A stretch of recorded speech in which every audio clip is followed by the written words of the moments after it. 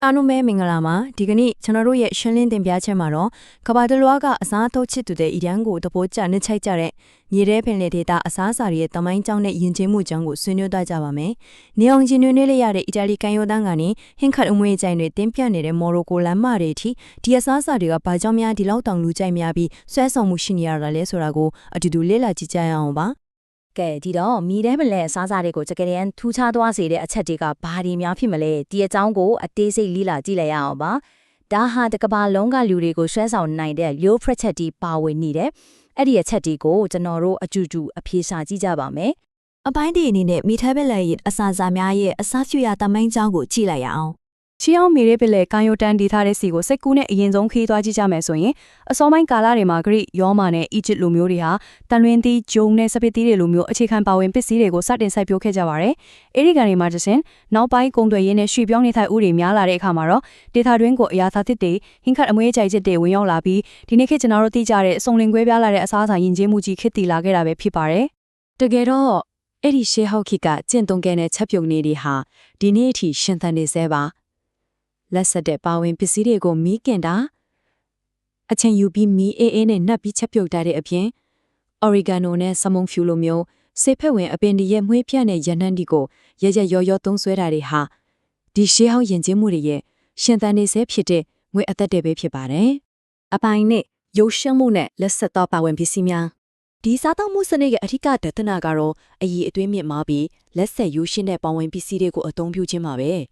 ဲဒီနေရာမှာတကယ်ကိုစိတ်ဝင်စားစရာကောင်းတာကတော့တန်လွင်စီရဲ့အခန်းကဏ္ဍပါတန်လွင်စီဆိုတာမြေထဲပင်လယ်မီးဖိုကျောင်းတိုင်းမှာမရှိမဖြစ်တဲ့ရွှေရောင်းအီတစ်မျိုးပါသူကဟီလီယာတိုင်းလိုရဲ့အခြေခံအုံမြင့်ကြီးုံတာမကပဲကျမရဲ့အတက်ကောင်းမွန်တဲ့အစည်းသက်တွေနဲ့တတို့ဆန့်ကျင်ပစ္စည်းတွေကျွဲဝါစွာပါဝင်ပါတယ်အပင်ထွက်ပစ္စည်းတွေကိုအခြေခံတဲ့နေရာမှာရာသီပေါ်ဟင်းသီးဟင်းရွက်တွေဖြစ်တဲ့ခရမ်းချင်သီးခရမ်းသီးနဲ့ငရုတ်ပွေတွေကဟင်းပွဲတိုင်းကိုအယောင်အသွေးစုံလင်စေပါတယ်ပရိုတင်းဓာတ်အတွက်ပဲရစာနဲ့ကလာပဲလိုပဲအမျိုးမျိုးသုံးကြတယ်လို့ဖိုက်ပြီးစေဖို့အတွက်ကိုတော့ဘာကကြုံနဲ့ကုစကုလိုအစစ်အဆန်တွေကိုတွဲဖက်အသုံးပြုကြပါတယ်ဒီပါဝင်ပစ္စည်းတွေအချိုးကျပေါင်းဆက်သွားတဲ့အခါအာဟာရပြည့်ဝပြီးကျန်းမာရေးနဲ့ညီညွတ်တဲ့ပြည့်ပြည့်စုံတဲ့ဟင်းလျာတွေကိုရရှိစေတာပါအပိုင်း၃ပင်လယ်စားများဟင်ခအမွေအကြိုင်းများနဲ့အခြေခံစားတောက်ကုန်မျာ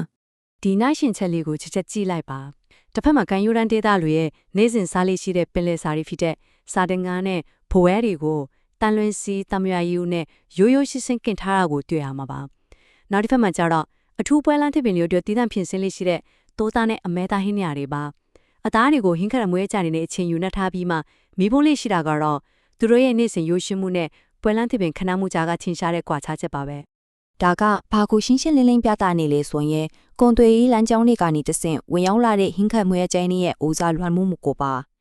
စီယာနန်းနန်းဆဲနဲ့တက်ကြံပိုးခေါလို့ပြင်းထန်တဲ့အရာသားတွေဟာမိုရိုကိုရဲ့တာကျင်ဟင်းလျာတွေနဲ့လက်ပနွန်ကင်းဘတ်တွေမှာအဓိကနေရာကနေပါဝင်နေတာကိုတွေ့မြင်နိုင်ပါတယ်။ဒင်ခဲအလဲပြောရရင် cheese တွေဆိုရင်လေဒေတာအလိုက်ကွဲပြားမှုရှိပါတယ်။ Greek နိုင်ငံကနေထွက်တဲ့စားငံငံနဲ့ဂျေမွန်းလွယ်တဲ့ feta ဒင်ခဲနဲ့အီတလီကချောမွတ်ပြီးအိတ်ဆက်တဲ့ mozzarella တွေဟာနာမည်ကြီးပါတယ်။ဒါအပြင်ဒင်းချင်းကိုလည်းအဆက်ပြေစေဖို့ဒါမှမဟုတ်အနည်းလေးတွေဖန်တီးရမှာထက်သွင်းသုံးဆွဲကြပါသေးတယ်။သူတို့စီမှာအဆိုတစ်ခုရှိပါတယ်။ပေါမုံစာမီတဲ့ပလန်ရင်ကျေးမှုမှာအသက်ရှင်ခြင်းရပြရိုးဖြစ်ပြီးချမင်းဝိုင်းတိုင်းလိုလိုမှာပါဝင်ပါတယ်တဲ့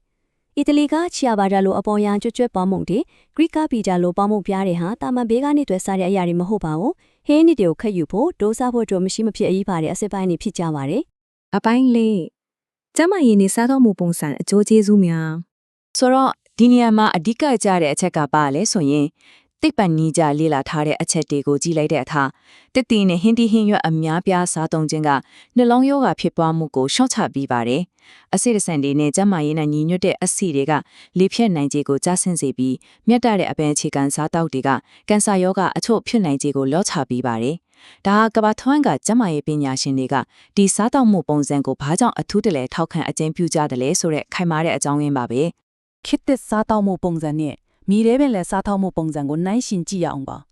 ခေတ်သစ်မှာအမြန်စား fast food တွေနဲ့ပြုပြင်ဖန်တီးထားတဲ့အစားအစာတွေကလွှမ်းမိုးနေပေမဲ့မီရဲပင်လည်းစားတောက်မှုပုံစံကတော့တဘာဝတရားစီကိုပြန်သွားပြီးရိုးရာကိုထိမ့်သိမ်းကတတိရှိရှိနဲ့အာဟာရပြည့်ဝအောင်စားတောက်တဲ့အလေးထားကိုပေးစွမ်းပါတယ်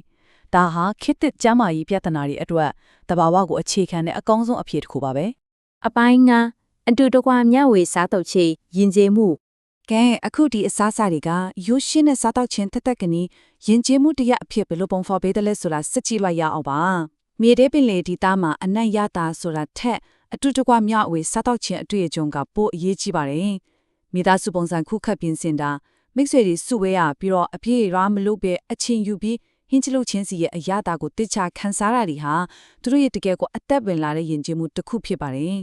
အရေးအတွက်ထက်အရေးသွေးကိုခေရည်စီကြောင့်ထက်ရိုးရာကိုအလွယ်တကူရနိုင်မှုထက်အချင်းချင်းဆက်သွယ်မှုကိုတန်ဖိုးထားတဲ့ဘဝနေထိုင်မှုပုံစံဆိုတဲ့စကားလေးကအရန်ကိုအားကောင်းပါတယ်။ဘာစီလိုနာမြို့ကစီကားတဲ့ဈေးသွန်းတဲ့အနီခရစ်တီကျွန်းကစိုက်လီတွေအထိဒီတသနာကပက်တင်ထက်နေစေဆိုတာကိုကျွန်တော်တွေ့မြင်နိုင်ပါတယ်။ ဒါဆိုရင်အရက်သွေးနဲ့လူမှုဆက်ဆံရေးကိုတန်ဖိုးထားတဲ့ဒီမီတဲ့ပင်လေတသနာကိုအလုံးများတဲ့ကျွန်တော်တို့ရဲ့ခစ်တဲ့နေစဉ်စားတောက်မှုအလေးအထားတွေထဲမှာဘယ်လိုမျိုးပေါင်းဆက်ထည့်သွင်းနိုင်မလဲ